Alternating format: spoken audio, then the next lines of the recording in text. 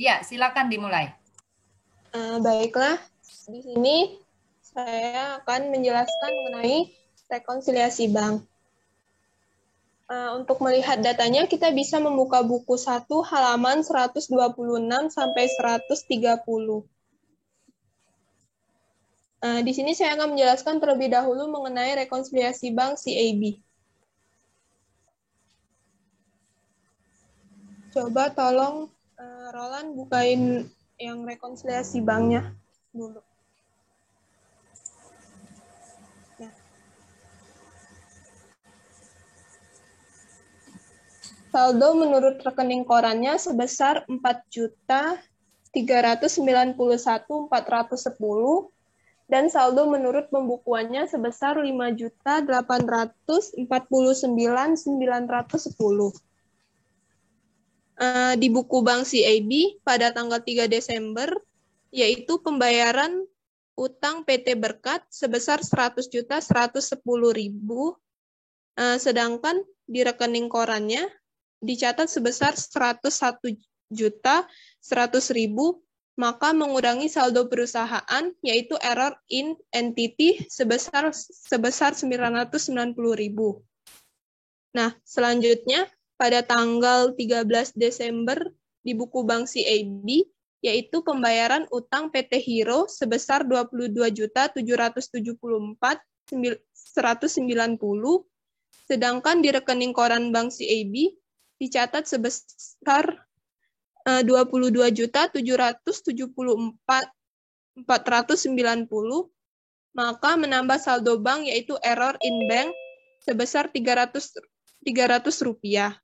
Tetapi mohon maaf sebelumnya, Bu, kita masih bingung untuk angka 300 rupiah ini, salah penulisan angka atau bagaimana, dikarenakan kalau misalkan angka 300 rupiah ini dimasukin, hasilnya tidak balance, Bu. Tetapi kalau tidak dimasukin, hasilnya balance, Bu.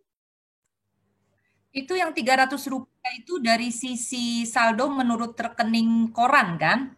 Iya, Bu. Bukan yang menurut pembukuan ya. Iya, bukan, Bu. Nah, berarti kita abaikan saja. Karena Oh, yang penting kan yang menurut pembukuan, karena yang akan kita sesuaikan, kita adjust itu yang menurut pembukuan, yang menurut rekening koran kan tidak, iya, baik, Bu. ya. Oke. Berarti itu dihapus saja ya, Bu? Iya, mungkin itu cuma salah ini aja kali menurut saya mah salah ngetik angka aja kayaknya Oh, di soalnya lo ya menurut saya. iya, Bu. Tapi tidak perlu kita permasalahkan karena itu kan dari sisi rekening koran, bukan dari sisi pembukuan ya. Yang penting adalah dari pembukuan gitu loh. Iya, baik, Bu. Oke. Nah, selanjutnya saya akan melanjutkan pada tanggal 14 Desember di rekening koran Bank CAB, yaitu kiriman uang atau KU masuk PT Lestari sebesar 10.600.000, sedangkan di buku Bank CAB-nya belum dicatat. Maka menambah saldo perusahaan yaitu KU masuk PT Lestari sebesar 10.600.000.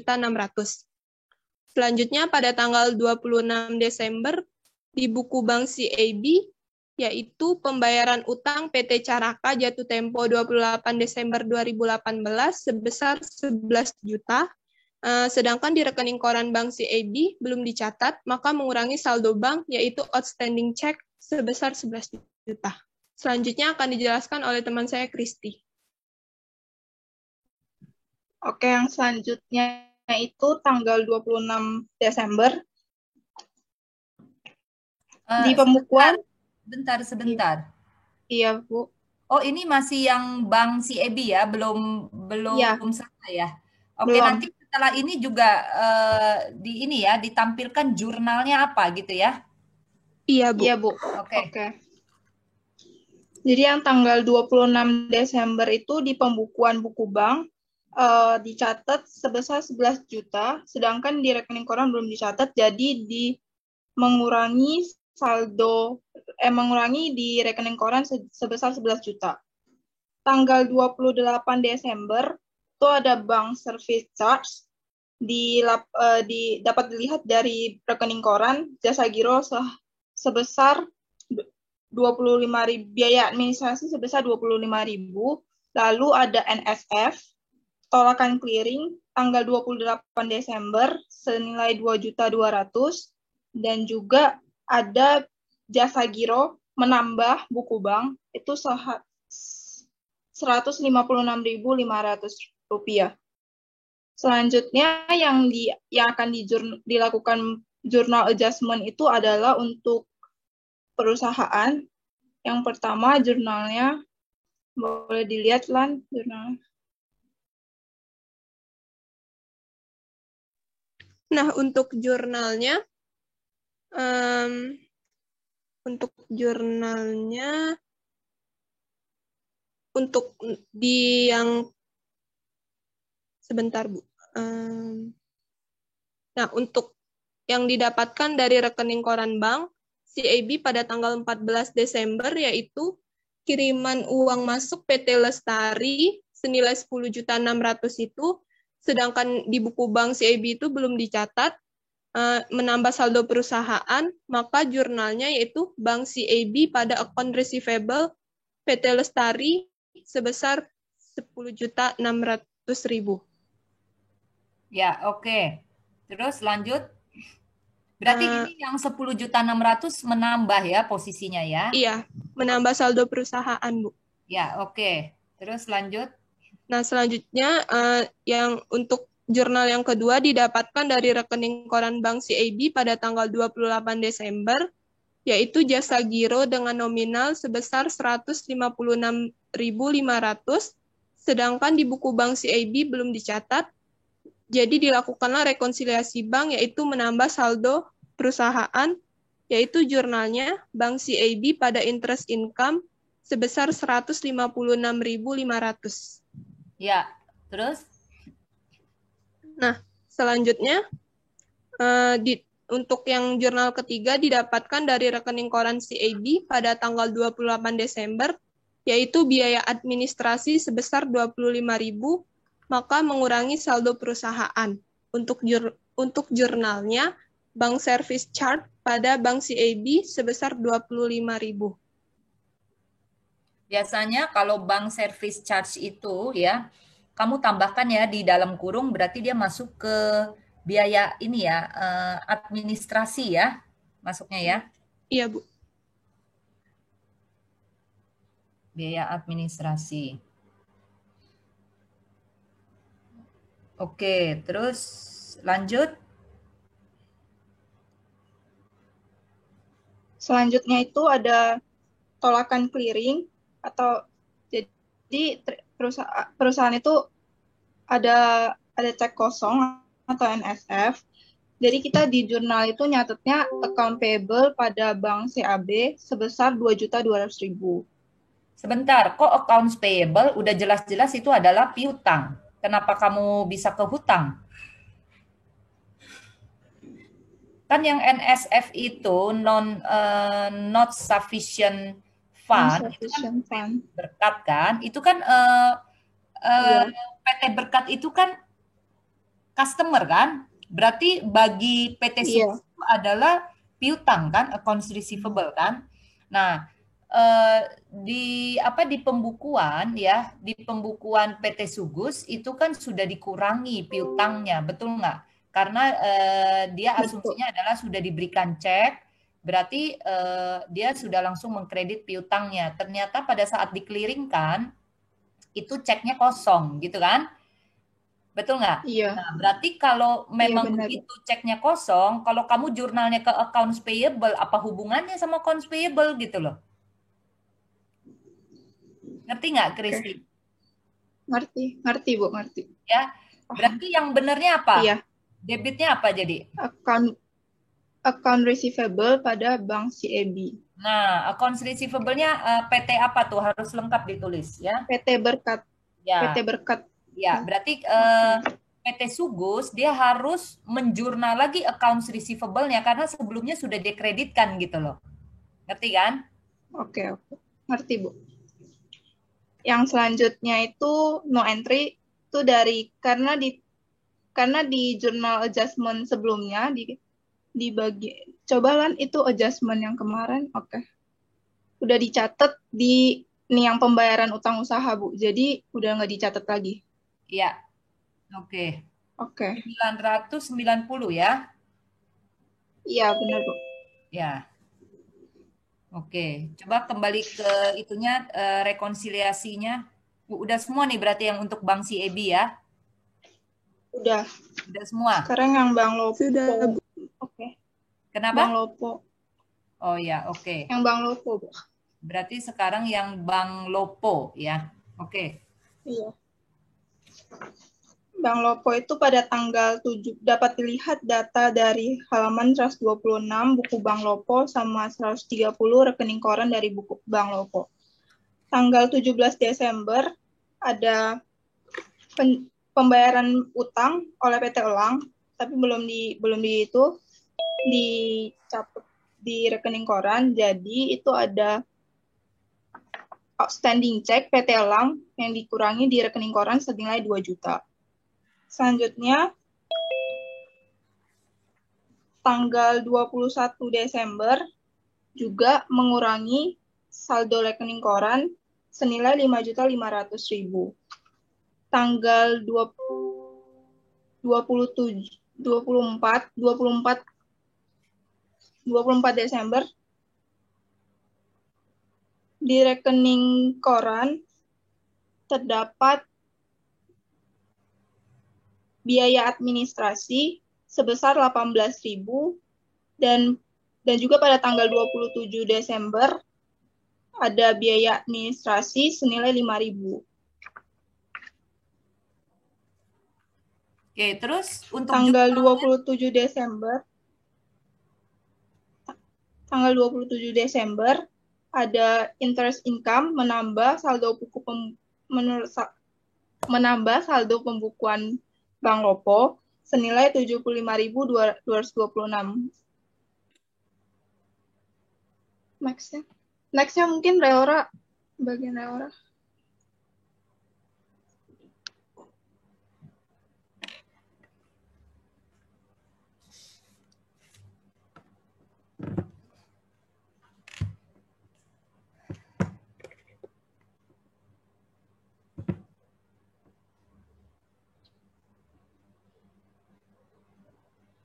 Selanjutnya tanggal 26 Desember itu ada pengurangan di bagian saldo pembukuan bank 33.750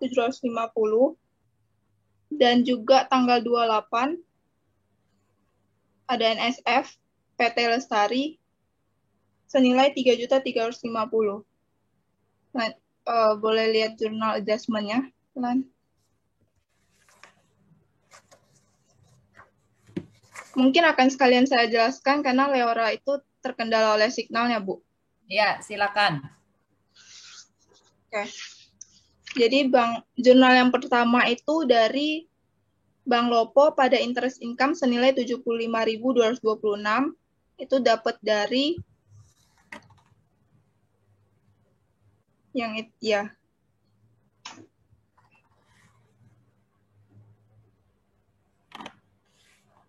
Selanjutnya ada account receivable pada Bank Lopo senilai 33.750.000. Bank service charge pada Bank Lopo senilai 23.000, ini penambahan dari 18.000 ditambah 5.000.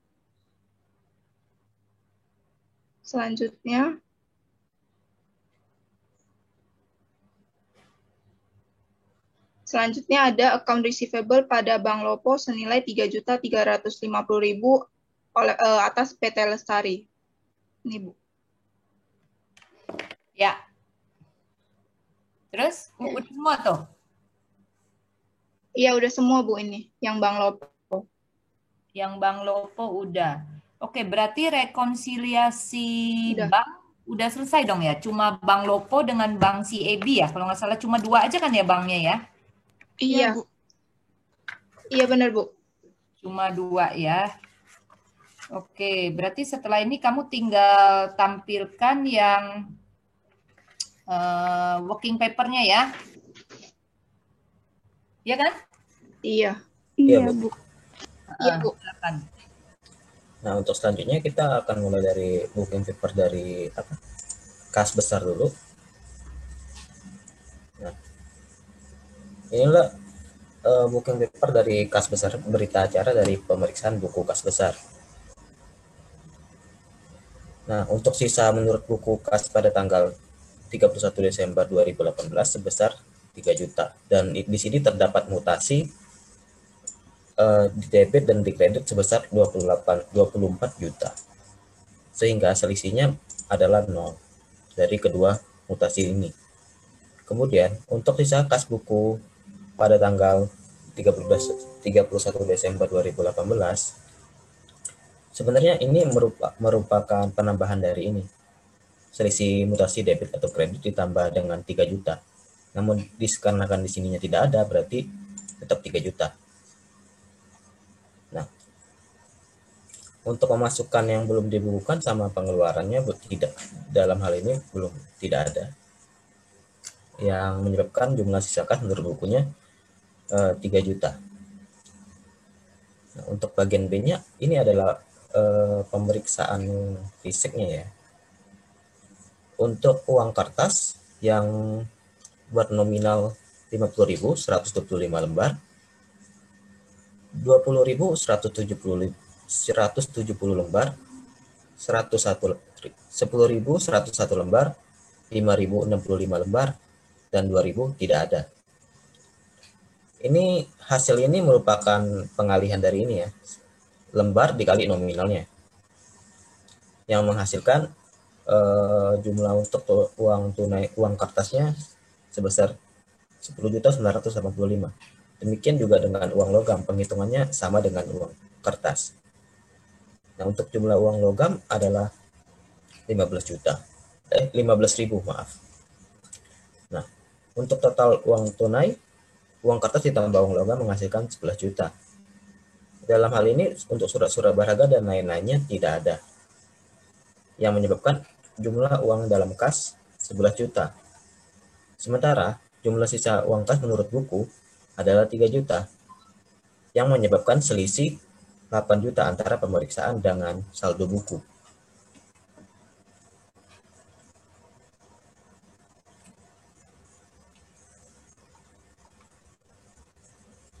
Oke, ini kan yang kemarin kita sudah bahas ya, Roland. Iya, untuk jurnalnya sudah dibahas. Untuk jurnalnya sudah dibahas ya. Iya, Bu. Sebentar, ini kas besar. Iya, kas besar, Bu. Kita bahas kas kecil apa kas besar? Kas besar, kas kecil, sama investasi saham, Bu. Tiga ya, kas besar, kas kecil, sama investasi saham. Iya. Kemarin selisihnya benar ya, 8 juta ya kemarin ya? Iya, Bu. Yang disebabkan oleh 2 juta, yang disebabkan karena ini, yang ada 2 selisih. Yang disebabkan pada halaman 124, Bu. 124, oke. Yang saya bilang akhirnya kan sudah saya jelaskan bahwa itu adalah tidak ada adjustment gitu kan, yang saya bilang ya. Iya, Bu.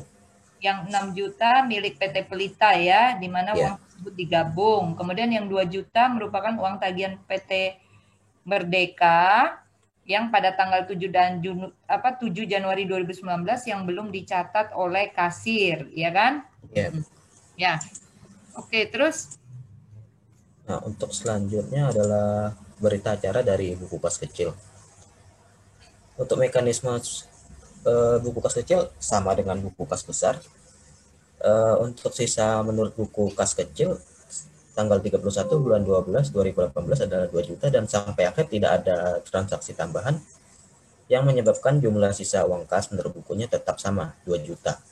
Nah, untuk pemeriksaan secara fisiknya sama dengan buku kas besar. Jumlah lembarnya dikali dengan nilai nominalnya yang menghasilkan angka ini. Kemudian angka ini dijumlahkan menjadi 1.515.000. Sama juga halnya dengan uang logam. Jumlah uang logam dikali dengan nominalnya yang menghasilkan 15.000. Yang kemudian dijumlahkan antara uang kertas dan uang logam menghasilkan 1.530.000. Nah, untuk di dalam uang kas kecil ini terdapat surat berharga 120.000 dan lain-lainnya. Seperti bon yang kayak pengisian bensin dan lain sebagainya 150.000. Yang kemudian semuanya ditotalin menjadi 1.800.000. Sementara saldo menurut bukunya adalah 2 juta. Nah, ya, menghasilkan selisih kas sebesar 200.000. Oke, itu mesti ditulis ya, Roland, itu selisihnya kelebihan atau kekurangan tuh? Oh, salah satunya aja ya, Bu? Ya. Atau salah satunya dicoret aja? Ya boleh, mau dicoret iya. boleh, mau diketik itunya salah satunya juga boleh.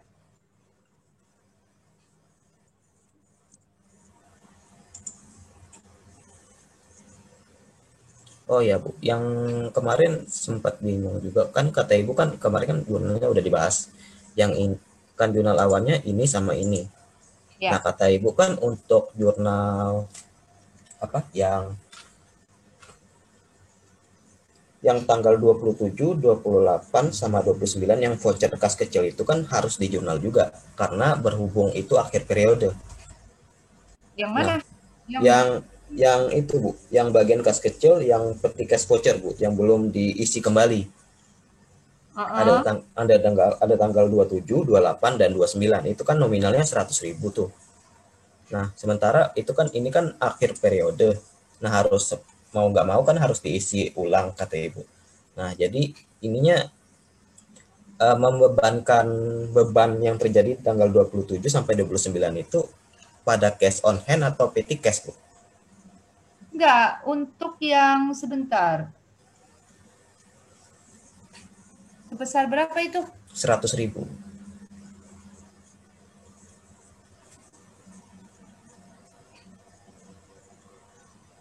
Bentar ya, 100.000. Itu biaya apa aja ya kebanyakan ya? Biaya uang muka perjalanan, biaya bensin, biaya parkir dan tol. 30.000, 20.000 sama 50.000 Bu.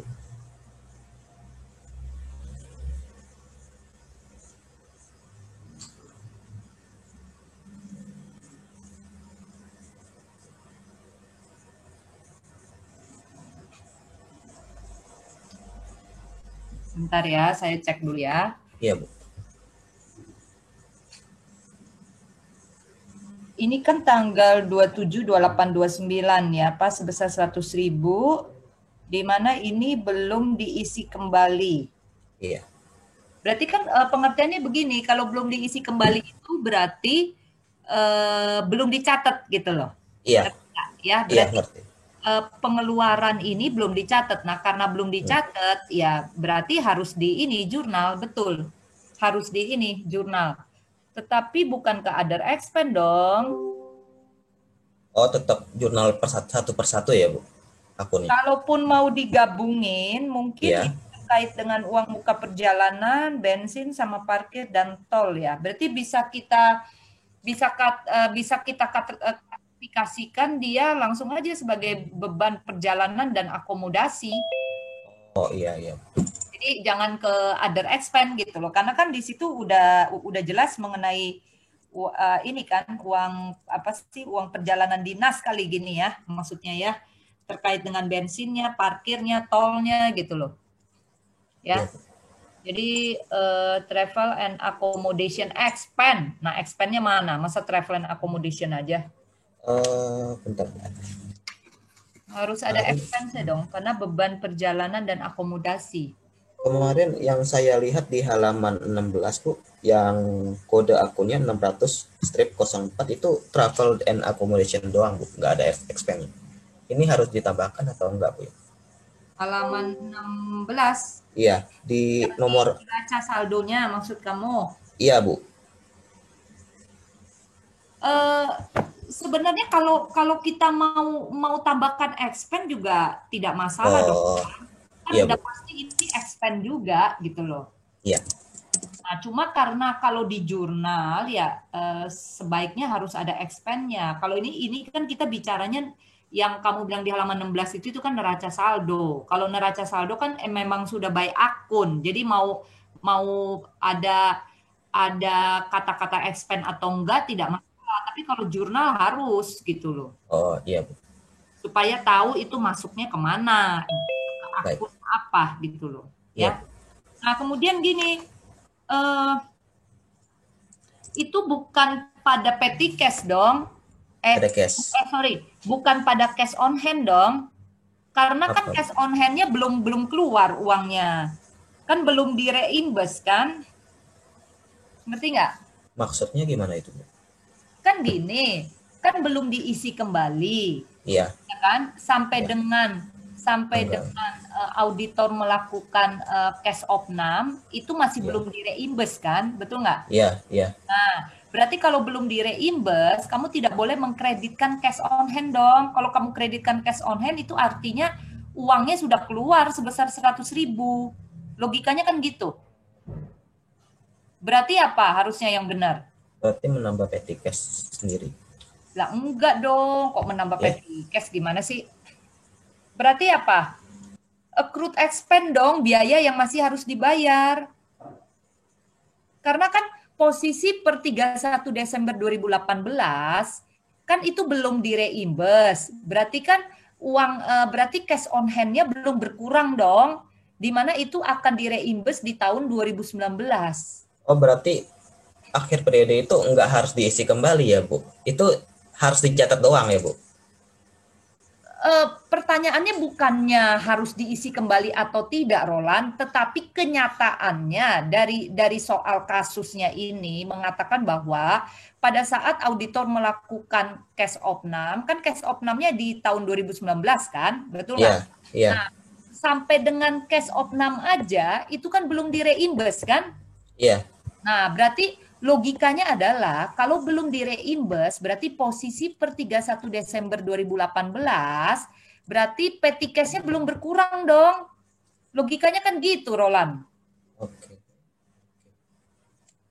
Jadi kamu tidak boleh mengurangi petty cash gitu loh.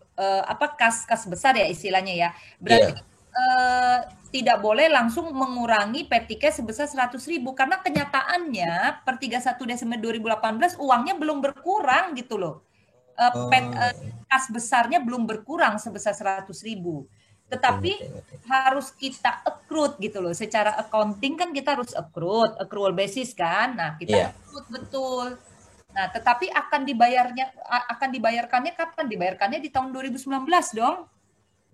Iya. Gitu loh. Oh ya, berarti kalau pas udah pengisian kembali, dia itu bukan travel and accommodation expense lagi ya, Bu? Berarti ke accrued expense, ya? Accrued expense pada kas besar gitu loh. Iya, Bu. Oke. Ya. Iya, memang kas kecil. Loh, yang 100.000 itu kan, petty cash ya? Oh iya, sorry. Petty cash, ya. Salah ngomong saya. Maksudnya yang 100.000 itu adalah petty cash. Nah, jadi intinya gini, jurnal yang 100.000 itu kita tidak langsung mengurangi ke petty cash sebesar 100.000. Kenapa? Karena kenyataannya sampai dengan tanggal cash opnam itu masih belum di-reimburse gitu loh. Berarti kalau belum di-reimburse, berarti posisi per 31 Desember 2018 petty cash-nya belum berkurang gitu loh. Oh iya. Ya. Nah, tetapi yang betul adalah accrued. Nah, accrued itu kan memang kita secara accounting kita harus accrual basis kan. Nantinya akan di-reimburse gitu loh. Tetapi posisi per 31 Desember 2018 itu belum di-reimburse. Ya, jelas ya? Ya, Bu, iya. Jelas, Bu. Oke. Lanjut. Untuk yang rekonnya tadi udah dijelaskan oleh Rizka, Wati, sama Kristi, sama Leora. Apakah perlu dijelasin lagi, Bu?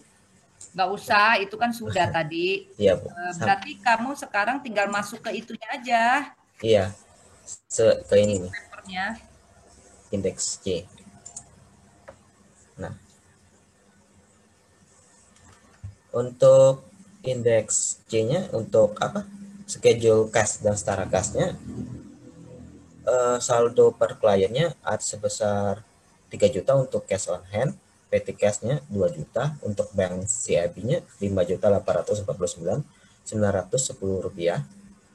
Bank Lopo-nya adalah 336.640.414 rupiah. Iya, Bu. Roland, itu 100 Iya. ribunya bukan ke cash on hand dong. Oh iya, iya, iya. Ya kan? Harus Iya, Bu. Sebentar. diperbaiki lagi tuh.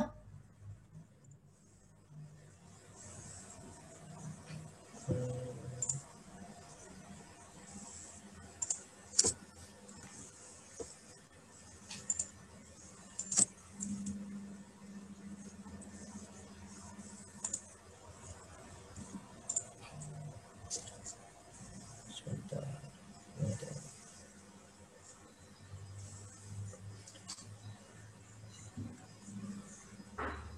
Sudah. Untuk saldo Bank Lopo per klien 31 Desember 2018 sebesar 36.640.414 rupiah. Dan parenya ini adalah jurnal penyesuaiannya yang didapat dari jurnal-jurnal yang telah dibuat di bawah ini.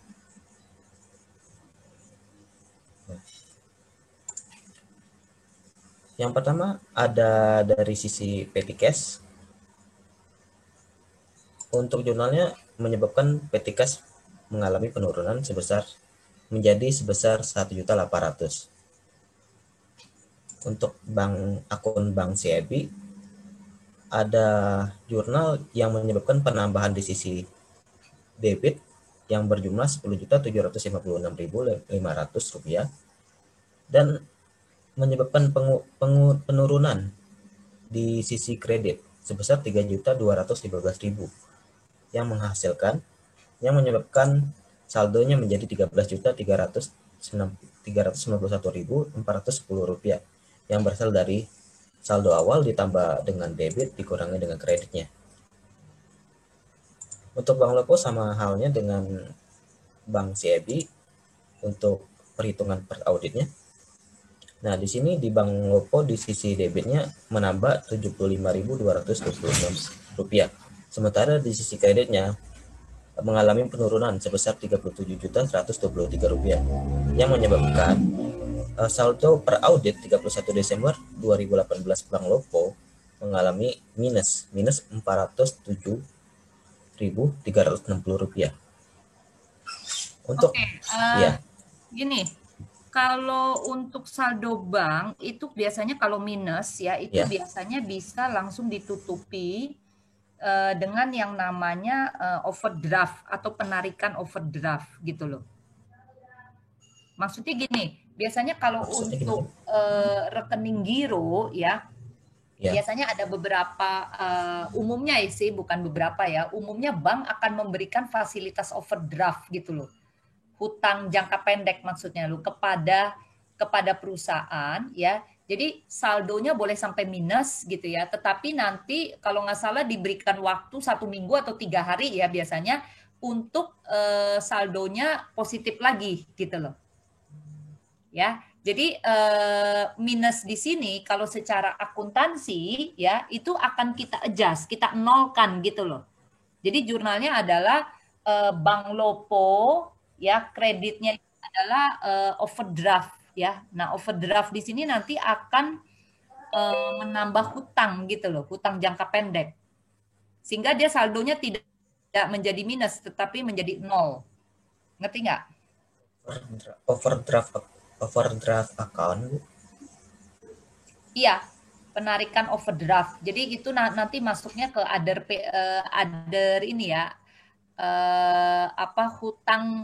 Hutang bank jangka pendek gitu loh. Nanti masuknya ke sana. Ya. Jadi ditambahkan aja jurnalnya. Nomor berapa tuh jurnalnya berarti tuh? Terakhir berapa?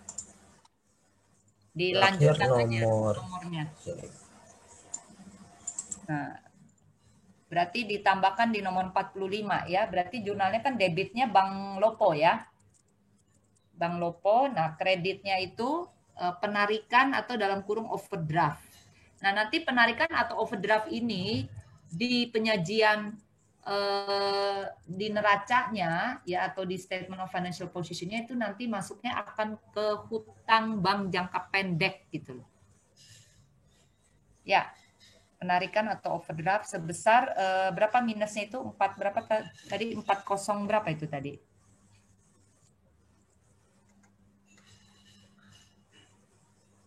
Nah, itu 407.360.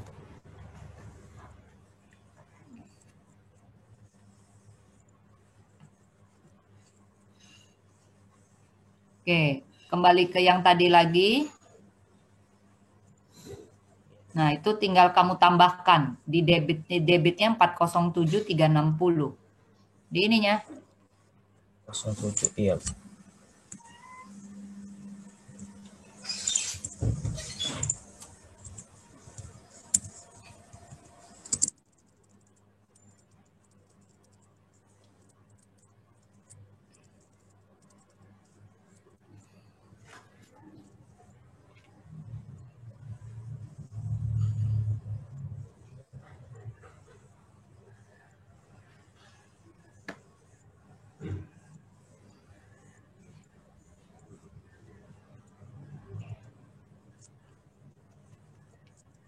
Oke, berarti itu dimasukkan dong. Nah, ditambah lagi debitnya. Kan ada jurnal dong, 407.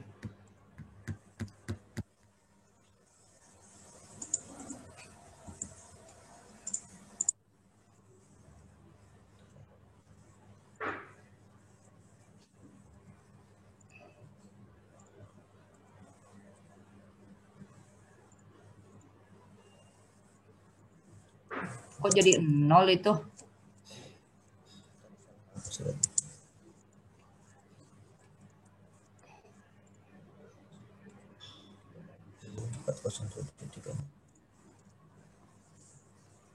Kamu jangan tambahkan di bawahnya, Roland. Ngelinknya ke sebelahnya, Bu, soalnya kalau ini dihapus. Maksud saya yang 407.360 ini, kamu jangan ketik di bawahnya, langsung aja ditambahin di 75226 ditambah 407.360 karena kan kamu udah gitu loh. Kalau kamu munculin di bawahnya lagi kolomnya nanti ya Bu, ngerti. Kacau, rumusnya mesti kamu rubah. Kolomnya kan udah beda itu kolomnya. Ya, Bu. Ya. Waduh, kok jadi begini? Salah ini kamu, salah pencet. Enggak, ke sini nih, ke berapa ini? Kursornya di E7. Kursor kamu, kursor kamu sekarang di E7. Iya. Itu kan angkanya 75226. Nah, itu tinggal kamu tambah lagi kan? Langsung aja tambah angkanya berapa? 407.360 ya? Berapa angkanya tuh? Di akhirnya dong, di setelahnya dong.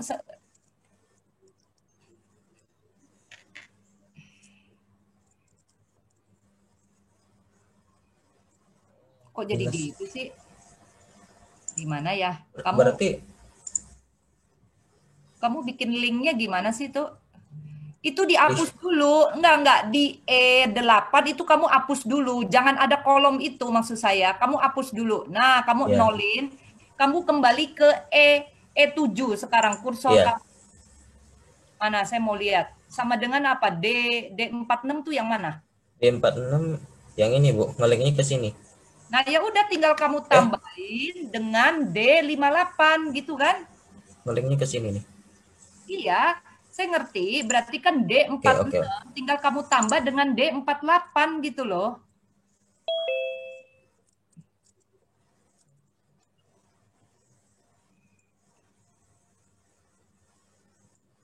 Nah, tambahkan D48.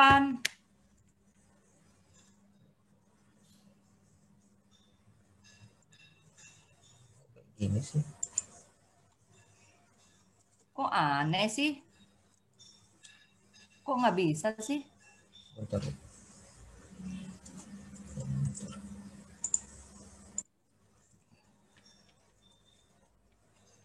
Oh, saya ngerti deh. Coba kamu ke D48. Bukan, oh ini rumus kamu harus ganti dulu.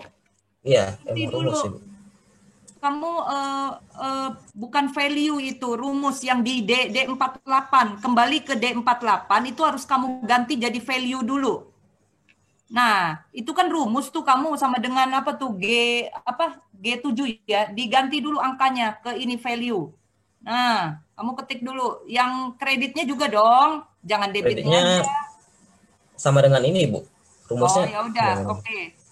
Nah, sekarang kembali lagi ke situ. Nah, E7 baru kamu tambahkan dengan D48 tadi.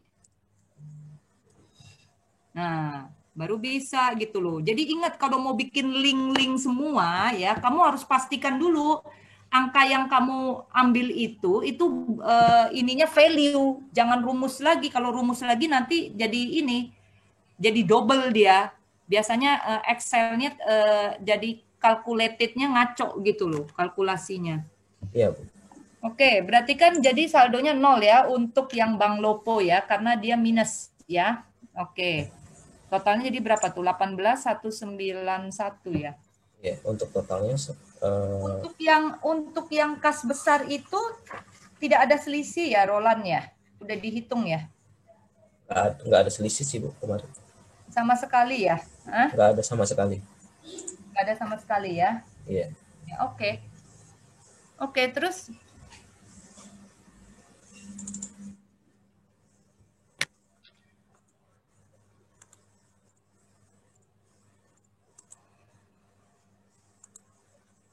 Ini akan dilanjutkan oleh teman saya Alvin. Ini untuk halaman ini bisa dilihat di halaman 92 ya.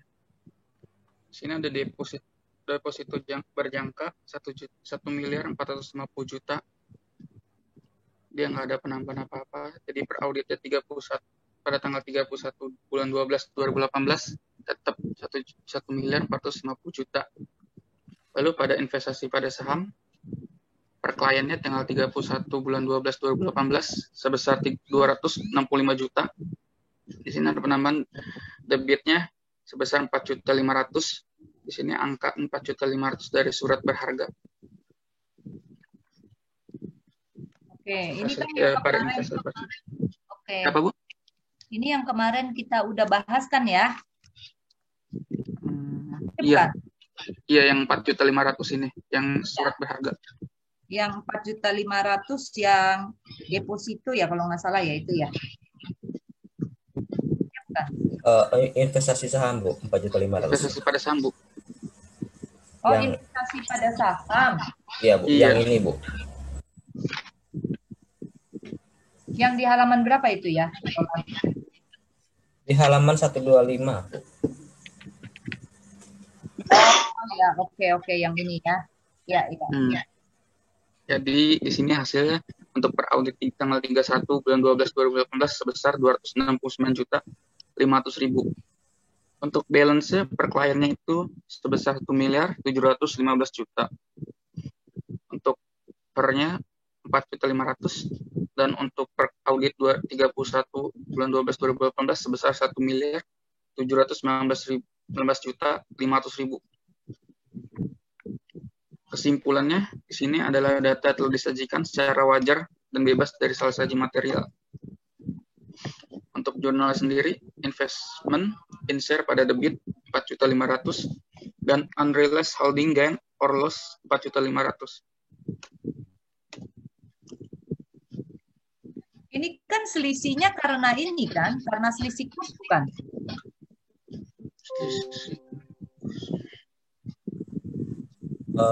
Itu 4.500 ini karena selisih kurs bukan waktu itu? kemarin sih gara-gara kenaikan harga saham Bu. Oh iya, kenaikan harga saham ya. Karena apa? Bukan selisih kurs. Maksud saya karena mengikuti ininya ya. Harga pasarnya kan dari sahamnya kan, ya kan? Iya. PT Garam dan PT Gudang. Oke, berarti investment in share pada unrealized, bukan unrealized ya, jurnalnya itu berarti ke ini, bukan unrealized namanya, berarti gain on fair value adjustment ya. Bukan unrealized itu. Biasa kalau unrealized itu kalau terkait dengan selisih kurs ya. Ini kalau dia karena penyesuaian nilai wajarnya, kita sebut aja gain on fair value adjustment gitu. Ya. Oke, Bu. Berarti untuk selisih harga kurs itu memakai unrealized ya, Bu? Gini loh, kalau selisih kurs, enggak, salah. Kalau selisih kurs biasanya juga bukan unrealized. Kalau unrealized itu biasanya gini loh, PSAK yang baru gitu ya, SAK yang baru, kita tidak sebutnya sebagai unrealized lagi, tetapi gain on fair value adjustment gitu loh, of investment in share. Jadi keuntungan karena adanya ini kan penyesuaian ke nilai ininya, nilai market value-nya. Karena ini kan masuk ke trading kan, investment in share-nya kan masuknya ke trading kan. Berarti kalau dia trading, berarti kan kita harus menggunakan fair value ya. Beda dengan investasinya kalau investasinya tuh bukan trading kan. Kalau kita lihat di PSAK itu kan ada 3 penggolongan, Roland ya. Ini dibuka PSAK-nya itu untuk investasi ada 3 penggolongan, yaitu kalau misalnya contohnya kita investasi dalam saham atau investasi dalam hutang, katakan gitu ya. Jadi istilahnya hutangnya itu investasi dalam hutang, contohnya misalnya obligasi katakan gitu ya. Kita beli obligasi, tapi obligasinya itu kita tahan gitu ya. Istilahnya held to maturity gitu ya, kita tahan sampai dengan jatuh tempo. Nah itu tidak menggunakan fair value kan, itu menggunakan amortized cost gitu kan. Nah tetapi kalau untuk trading, karena ini kan kategorinya trading kan, kalau dia trading ya kita menggunakan fair value. Nah fair value itu sendiri kita akan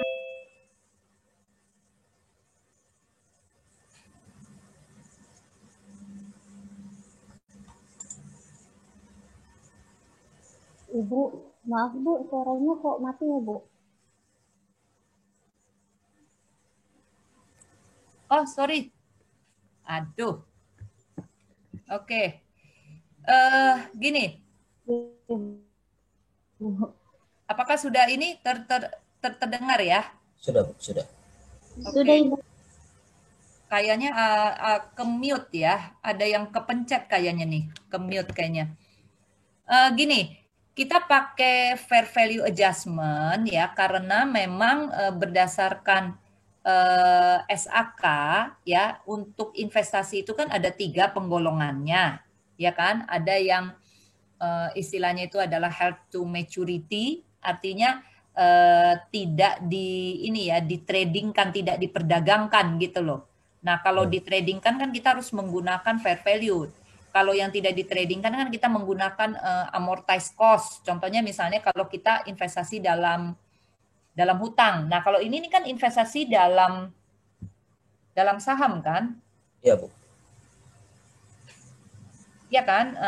Nah, karena ini investasi dalam saham ya, berarti kan kita menggunakan fair value ya. Berarti kalau menggunakan fair value ya kita adjustnya ke gain on fair value adjustment gitu loh. Ya. Ya, Bu. Baik, Bu. Oke. Untuk deposito gimana? Ada adjustment? Nggak ada ya? Untuk deposito nggak ada adjustment. Nggak ada adjustment? Iya. Untuk deposito ya. Soalnya udah dibukukan pada tahun berjalan. Sudah dibukukan, oke. Iya. Oke, terus?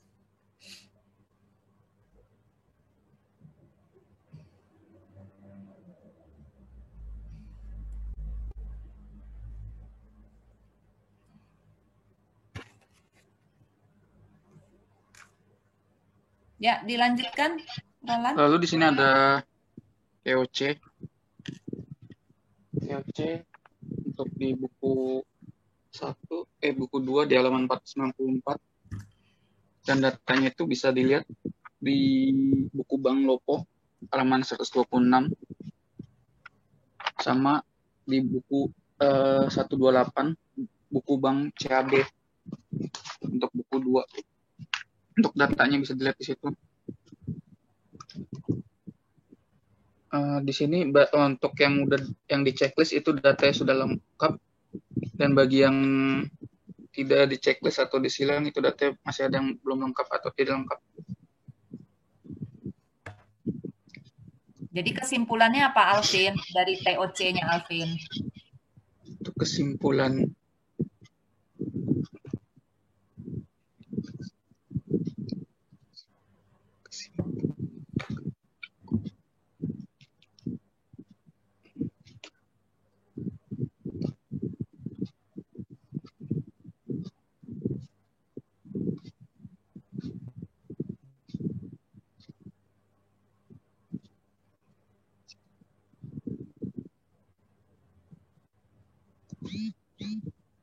data telah disajikan. Kesimpulannya itu data telah disajikan secara wajar dan bebas dari salah satu material. Gimana? Di sini kebanyakan data sudah telah disajikan secara wajar dan bebas dari salah satu material, Bu. Oke, terus lanjut.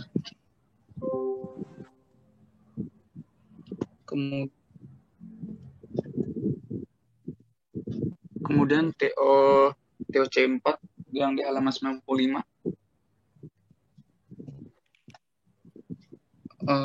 Sama juga untuk datanya itu bisa dilihat juga di buku 1 halaman 126 dan 128. Untuk yang di checklist itu data sudah lengkap, dan untuk yang tidak di checklist data tidak lengkap. Kesimpulannya sama dengan yang TOC 2, Bu. Data telah disajikan secara wajar dan bebas dari salah satu material. Oke. Kok belum ditulis itunya, kesimpulannya ditulis ya?